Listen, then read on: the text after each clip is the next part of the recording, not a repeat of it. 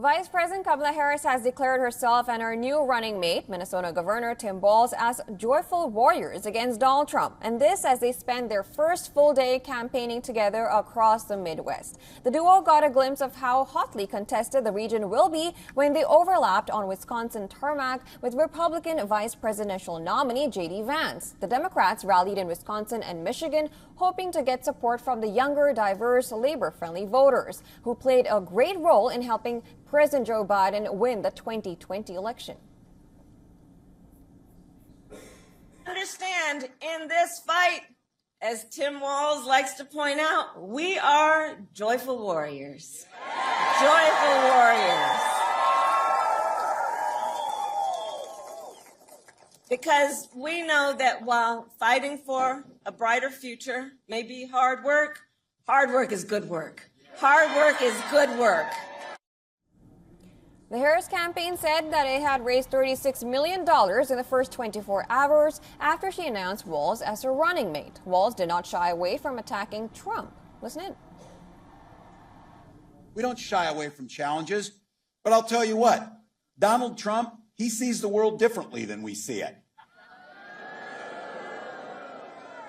He has no understanding of service, because he's too busy servicing himself. Again and again and again. Again and again and again. This guy weakens our country to strengthen his own hands. He mocks our laws. He sows chaos and division amongst the people. And that's to say nothing of the job he did as president. Trump, too, has put emphasis on appealing to voters in these Midwestern Western states, especially with his choice of J.D. Vance, an Ohio Republican senator, as his running mate. Vance was even bracketing the Harris-Walz ticket with Michigan and Wisconsin appearances of his own on the same day.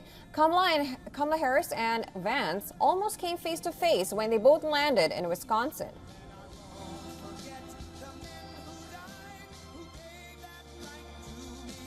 We actually just saw the vice president's plane on the tarmac. We landed about the same time that she did.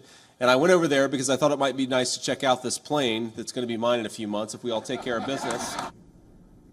Vance also responded to Walz, who used the word weird to describe him. Listen in. If they want to call me weird, look, I've got my wife here. I've got 3 beautiful kids at home. I'm a normal guy who wants to live the American dream and wants all of you and your kids to be able to live the American dream. That's why I'm in it. If those people want to call me weird, I think it's a badge of honor.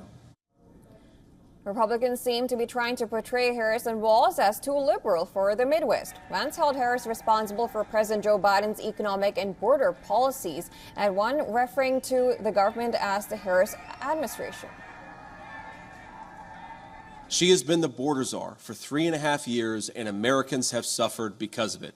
I know this community's been affected by it. I know I've seen the consequences of it personally, but the fentanyl that the Mexican drug cartels are bringing into our country, it is killing Americans by the bushels, and it is unnecessary. It is happening because of failed public policy. Meanwhile, Joe Biden has said that he is not confident Donald Trump would concede peacefully if he loses the U.S. elections. And this as Harris has also warned a Trump victory would usher in a lawless administration set on curtailing Americans' freedom. During a March campaign appearance in Ohio, Trump had warned of a bloodbath if he fails to win the election. At the time, Trump was discussing the need to protect the U.S. auto industry from overseas competition, and Trump later said he was referring to the auto industry when he used the term. And for more on this, our correspondent Susan Terani has sent us this report. Take a look.